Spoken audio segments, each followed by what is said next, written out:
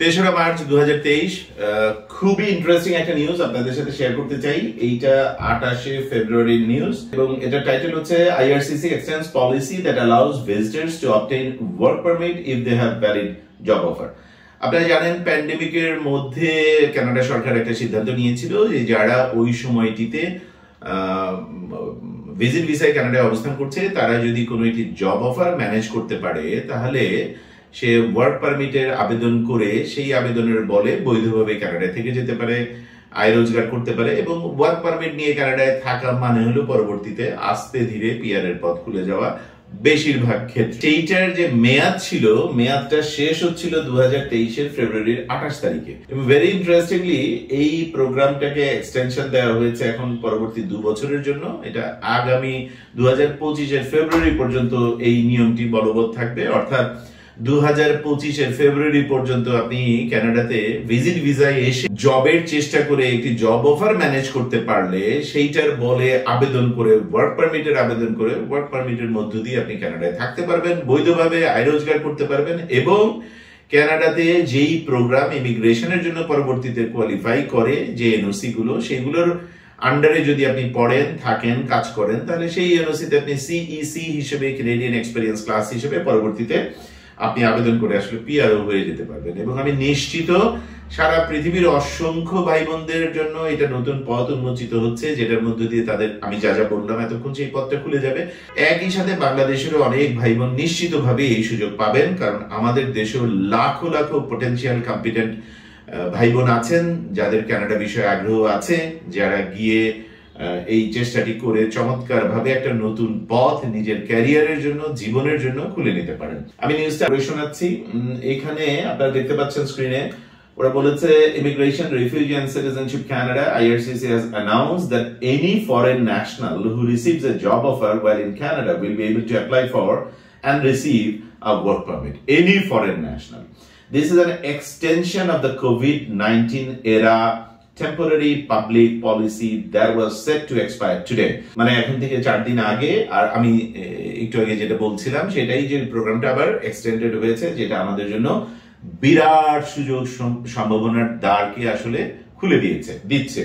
To be eligible to apply, an applicant looking to benefit from this temporary public policy must, এইখানে কয়েকটা bullet point ওরা দিয়েছে, basically 4টা bullet point আমি দেখাচ্ছি স্ক্রিনে। Have valid status in Canada as a visitor on the day they apply. সুতরাং আপনি ভিজিট ভিসায় ওখানে গিয়ে অবস্থান করছেন এবং সেই ভিজিট ভিসার ভ্যালিডিটি পিরিয়ডের মধ্যে আপনার থাকতে হবে। আমরা জানি ভিজিট ভিসায় কানাডায় গিয়ে 180 দিন পর্যন্ত থাকা যায়, তার মানে এই 180 দিন কিংবা 6 মাসের মধ্যে আপনি একটা জব অফার পেয়ে গেলে তাহলে আপনি গুড এটা আবেদন করার জন্য। এবং দ্বিতীয়টি হচ্ছে have a job offer that is supported by labour market impact assessment, LMI দ্বারা সাপোর্টেড অ্যাপ্রুভ জব অফার হতে হবে, অরও আছে and LMI exempt offer of employment. আমরা জানি LMI এক্সাম্পট অফার মূলত হচ্ছে ইন্টারন্যাশনাল মোবিলিটি প্রোগ্রামের মধ্য দিয়ে, এবং সেইখানে আমি এর আগের কোন একটা ভিডিওতেও বলেছিলাম যে এরা মূলত হলো এন্টারপ্রেনার ক্যাটাগরিতে যারা self employed persons, intra company transferees যারা, dependent of foreign workers, French speaking skilled worker, academics, সেগুলোর সুবিধা নিয়ে LMI exempt offer of employment আবেদন করা যাবে। তাহলে এটা দুটো অংশ, মূলত আসলে LMI approved supported job offer এটা হতে হবে। এবং বাংলাদেশের যে লাখো লাখো যোগ্য দক্ষ ভাই বোন আছেন তারা কানাডায় ভিজিট করতে গেলে তারা এরকম LMI সাপোর্টেড জব অফার পেতে খুবই সক্ষম বলে আমি মনে করি, আর যারা এখানে কম্পিট করে বিজয়ী হবেন তারাই এই অফারটা পাবেন, as simple as that। 3 নম্বরে বলা আছে submit an application for an employer specific work permit no letter then February 28, 2025। তার মানে দেখা গেল আরো 2 বছরের জন্য এটা এক্সটেন্ডেড হয়েছে। 2025 28 ফেব্রুয়ারি পর্যন্ত আমরা গুড এই ক্যাটাগরিতে আবেদন করার জন্য ভিজিট ভিসায় গিয়ে আমি জবের চেষ্টা করব, জব অফার পাবো, পেয়ে আমি ওয়ার্ক পারমিটের আবেদন করে ইনশাআল্লাহ ওয়ার্ক পারমিট নিয়ে আমার কানাডার জীবনের নতুন একটা অধ্যায়, আমার ক্যারিয়ারে আমার জীবনে নতুন একটা অধ্যায় শুরু করব এবং সেইটা বেসিক্যালি আমার পরিবার পরিজনের জীবনও বদলে দেবে ইনশাআল্লাহ। এন্ড সবশেষে বলা আছে meet all other standard admissibility criteria, মানে অ্যাডমিসিবিলিটির ক্রাইটেরিয়ার জন্য যা রুলস এন্ড রেগুলেশনস দেয়া আছে, যেমন আপনার যদি বড় রকম কোনো স্বাস্থ্য শঙ্কা থাকে, যেটা এগুলো আপনি অ্যাডমিসিবিলিটি ক্রাইটেরিয়াতে গেলেই পাবেন গভর্নমেন্টের, যেটা ওইখানে হয়তো ট্যাক্সের উপরে একটা প্রেসার ফেলছে, কিংবা খুবই কন্টেজিয়াস যে ডিজিজ এরকম যদি আল্লাহ মাফ করুন থাকে, কিংবা আপনার কোনো একটা ক্রিমিনাল কেস আছে, অফেন্স আছে, যেটা ওখানে শাস্তিযোগ্য অপরাধ, যেটার জন্য আপনি হয়তো ইনঅ্যাডমিসিবিলিটি গ্রাউন্ডে আটকে যাবেন, এই জায়গাগুলো আমাদের কমপ্লাই করতে হবে, এগুলো থাকা চলবে না। তাছাড়া আমরা যদি ওখানে ভ্যালিড স্টেটাসে থাকি, মানে আমি 6 মাসের মধ্যের পিরিয়ডে আছি, আমি ভিজিট ভিসায় গিয়েছি, আমার পাসপোর্টে 10 বছরের ভিসা থাকুক, 5 বছরের থাকুক, 3 বছরের থাকুক, কিছু যায় আসে না, আমি ওখানে 180 দিন পিরিয়ডের মধ্যে আছি, 6 মাসের মধ্যে আছি, এবং এই সময়টায় আমি একটা জব অফার পেয়েছি, এবং সেটা এলএমআই সাপোর্টেড জব অফার হোক, কিংবা বাই চান্স যদি এলএমআই এক্সাম যে ক্যাটাগরি গুলো আছে এটা মনোযোগ দিয়ে ওখানে গিয়ে পড়বেন। আমি যে নিউজটা আপনাদের স্ক্রিনে দেখাচ্ছি ওখানে দেখেন, এটা হাইলাইট করা আছে, আপনি এটার লিংক আমি ডেসক্রিপশন বক্সেও দিচ্ছি, আমি পিন কমেন্টেও দিচ্ছি, ওখানে গিয়ে আপনি এখানে ক্লিক করলে এলএমআই এক্সাম অফার ডিটেলটা নিয়ে আসবে, সেগুলোতে যারা ফল ইন করেন তারা সেটাতে চেষ্টা করবেন, আর বাকিদের জন্য তো এটা উন্মুক্ত রইলই। সবশেষে বলতে চাই, এবং সবসময় আমি এটা বলে আসছি একই কথা, সেটি হচ্ছে যে কানাডা একটা হুলস্থুল রকম সুযোগ সম্ভাবনার দেশ। কানাডা সেটেল করার জন্য, আপনার সেকেন্ড হোম তৈরি করার জন্য পৃথিবীর সেরা গন্তব্যের একটি, এবং কানাডা হচ্ছে কান্ট্রি অফ ইমিগ্রেন্টস। কিন্তু ইন দা ফার্স্ট প্লেস এটা আমাদের মনে রাখতে হবে, একটি পরিবার থেকে একজনকে অবশ্যই কমপ্লাই করতে হবে।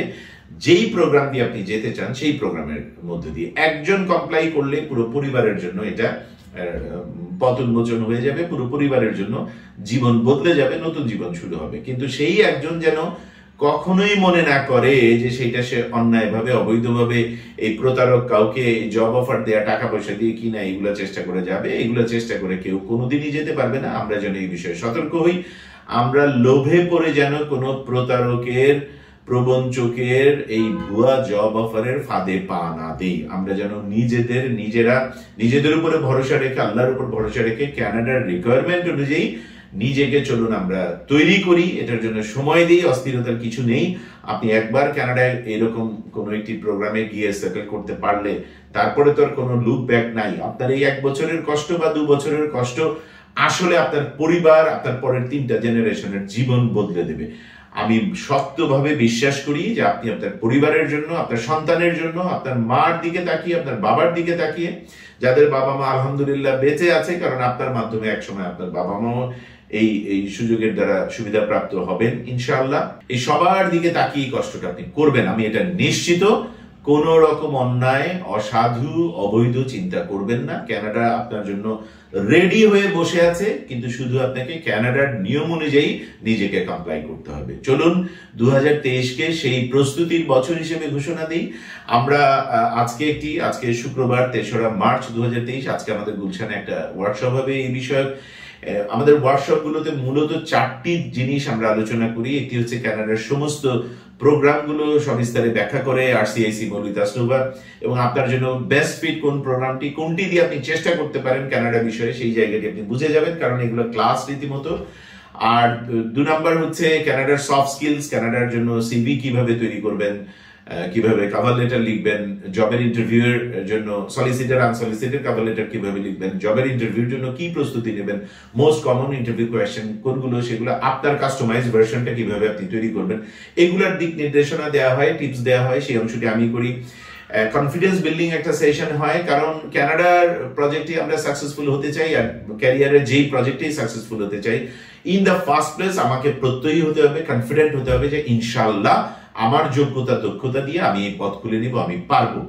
সেরকম একটি ছোট সেশন হয়, আর সবশেষে একটা কোয়েশ্চেন অ্যান্সার সেশন হয়, যেটা মূলত মৌলি পরিচালনা করে উত্তর দেয়, আমিও পাশাপাশি কিছু প্রশ্নের উত্তর দিই, আমরা দুজনে মিলে এই অংশটি করি।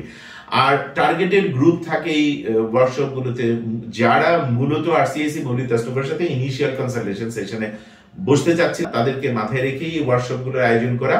সবশেষে সবার জন্য বলতে চাই, 2023কে 24কে টার্গেট করে যারা বিশেষ করে জব অফারের চেষ্টা করছেন, কিংবা এই এক্সপ্লোরটাও করতে পারেন যে আপনার প্রয়োজনীয় যোগ্যতা থাকলে আপনি কানাডাতে ভিজিট ভিসা নিয়ে কানাডায় বেড়াতে চলে আসুন। 6 মাস অনেক সময়, এই 6 মাসে আপনি 2-3টা প্রভিন্স ঘুরে এক্সপ্লোর করুন চাকরির বাজারটাকে। ওখানে ওয়াক ইন ইন্টারভিউগুলোতে জয়েন করার চেষ্টা করুন। আপনার জন্য পুরো দুনিয়ায় অবারিত, আপনি আপনার এক্সপার্টাইজ স্কিল সেট নিয়ে পুরো দুনিয়াতেই চেষ্টা করবেন। কিন্তু কানাডা হতে পারে অন্যতম সেরা গন্তব্য, কারণ কানাডা হচ্ছে কান্ট্রি অফ ইমিগ্রেন্টসদের দেশ। কানাডা লিটারালি আপনার জন্য বসে আছে। কানাডায় মানুষের হাহাকার, যোগ্য মানুষ, দক্ষ মানুষের ভীষণ রকম দরকার। এই যোগ্য দক্ষ মানুষেরা যারা নিজেদের সত্যি তৈরি করে কানাডার জন্য চেষ্টা করবেন, ইনশাল্লাহ আল্লাহ দয়া করলে তারা 1 বছর 2 বছরের মধ্যে, আমি সবসময় বলি এটা আমার ভিডিওতে, 1 বছর 2 বছরের চেষ্টায় আপনি দেখবেন আপনি সপরিবারে কানাডায় আছেন। সবার জন্য অনেক অনেক দোয়া। সময় দেওয়ার জন্য ধন্যবাদ। সবাই ভালো থাকুন, সুস্থ থাকুন, নিরাপদে থাকুন। আসসালামু আলাইকুম।